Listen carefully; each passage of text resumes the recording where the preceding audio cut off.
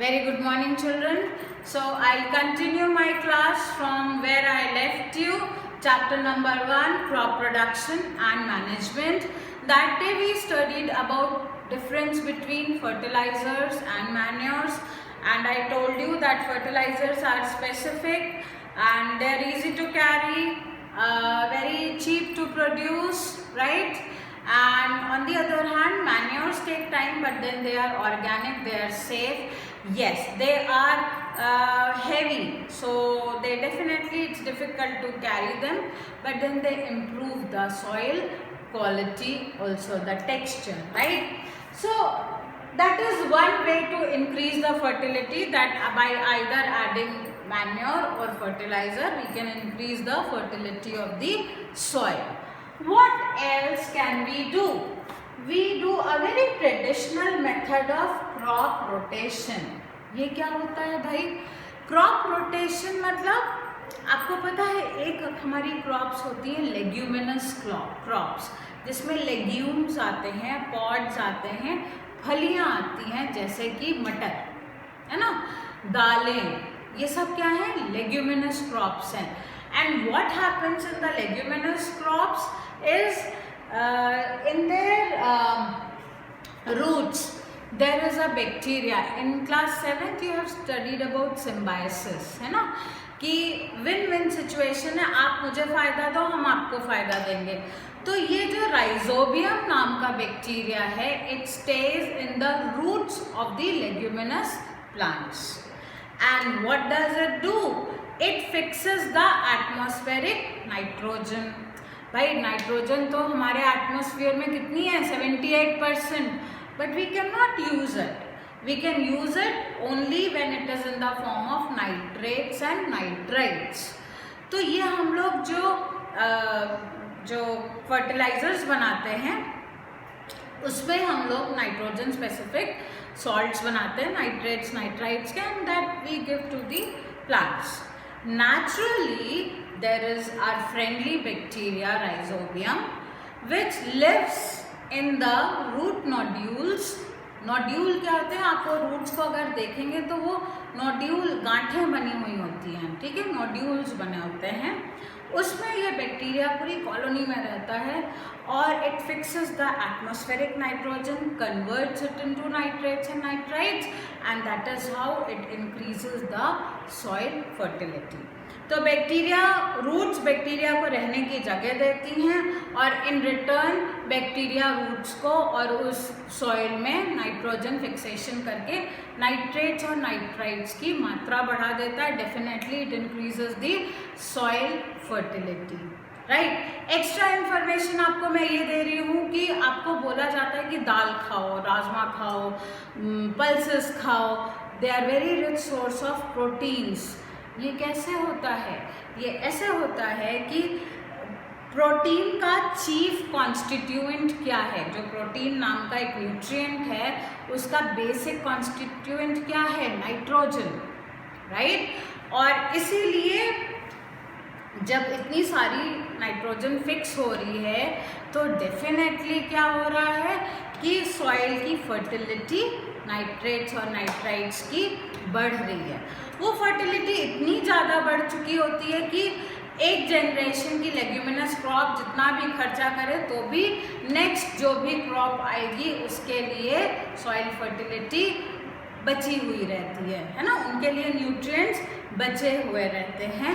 And this is known as crop rotation. क्या करते हैं फार्मर्स? एक क्रॉप सपोज उन्होंने सीरियल लगाई, दाल या चावल या गेहूँ. Next crop is a leguminous crop. वो लेग्यूमिनस क्रॉप में राइजोबियम भी आया, फर्टिलिटी बढ़ गई. उसकी अगली क्या क्रॉप आई? फिर हमने एक सीरियल क्रॉप लगाई. उसकी अगली क्या क्रॉप आई? फिर हमने एक लेग्यूमिनस क्रॉप लगाई. तो इस रोटेशन में soil fertility is maintained and this is known as crop rotation, right. Let's move further. Difference between fertilizer and manure, very important question आता ही आता है. You need to know about it. आपको ये जानना बहुत ज़रूरी है. I have already explained you this. What are the advantages of manure? Very important children. Even अगर क्वेश्चन पीछे बैक एक्सरसाइजेज में नहीं है, नो इश्यूज, आप प्लीज उसको टिक करिए, this is important. What are the advantages of the manure? It enhances the water holding capacity of the soil.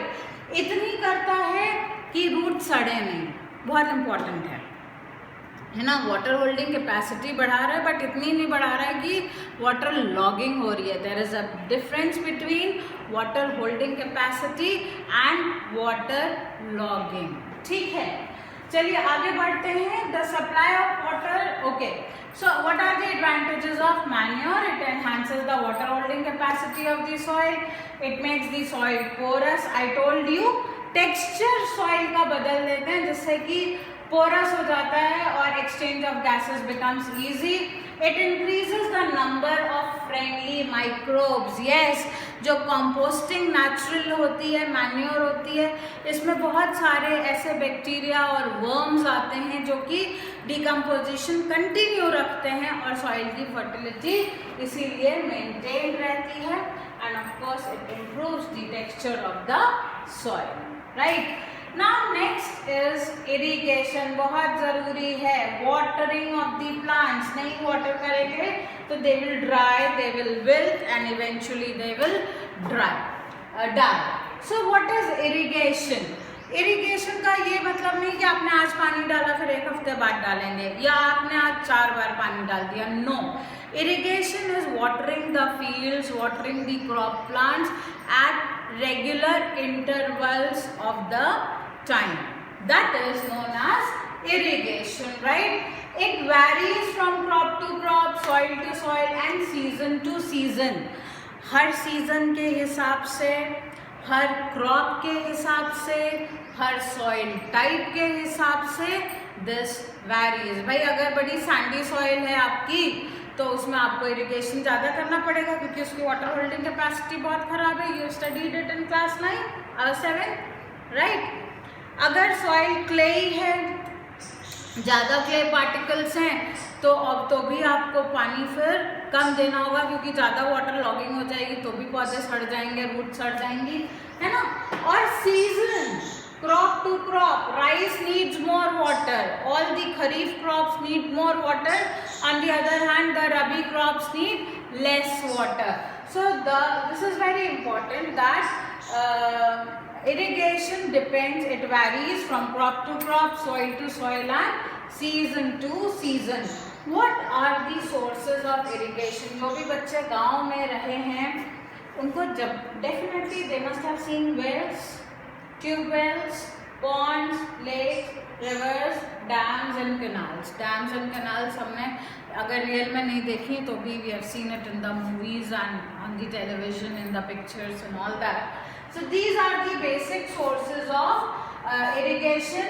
Man has become very smart and population बढ़ी, need बढ़ी, तो man has put more pressure on the earth. Ground water table नीचे गया, कोई दिक्कत नहीं है. Science and technology so advance, उठा करके ट्यूबवेल बोरिंग लगा दी.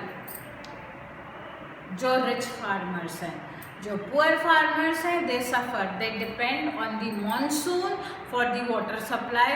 या आसपास में कोई नदी है या अच्छी पॉन्ड, बड़ा पॉन्ड या लेक है. सो यहाँ पर भी डिस्क्रिमिनेशन हो चुका है. इसमें जो रिच फार्मर्स हैं they go for boring and they get the tube wells, right. Now what are the traditional methods? देखिए ये बहुत सारे हैं. पहला है मोट या पुली सिस्टम, दूसरा है चेन पंप, आपको रहट भी दिख रहा है और आपको दिस इज कॉल्ड ढेकली, है ना, ढेकली भी दिख रहा है. ज़्यादा बहुत डिफरेंस नहीं है, थोड़ा थोड़ा तरीकों का डिफरेंट है. Pictures are self explanatory. मोट है, एक वेल के पास में ही हमने खेतों के बीच में नालियाँ बना के रख दी हैं, एक जगह पे ही पानी डाला और हर जहाँ जहाँ पे हमने पतली पतली सी ड्रेन्स बनाई थी वहाँ पर पानी पहुँच रहा है. चेन पंप क्या करा हुआ है हमने, यहाँ पर पुली सिस्टम ही लगा हुआ है और एक पंप लगा करके अगेन पाइप्स बिछाकर पानी पहुंच रहा है। देखली भी देखिए बहुत स्मार्ट ये सारे तरीके हैं। हमारे देश को जुगाड़ का देश बोला ही जाता है। You go to every village, they farmers definitely have devised. पहले मानसून हमारा बड़ा रेगुलर होता था, लेकिन अब उतना नहीं है। फिर एक साल में 2 क्रॉप की जगह 4 क्रॉप करना है, need and demand has increase. तो ये जो हमारे ट्रेडिशनल मेथड्स हैं अब उतने ज़्यादा यूज़ में नहीं हैं। We have got new methods. रहट में भी आप देखिए, रहट में क्या हो रहा है ये तो आपने देखा होगा। एक सेकंड, अरे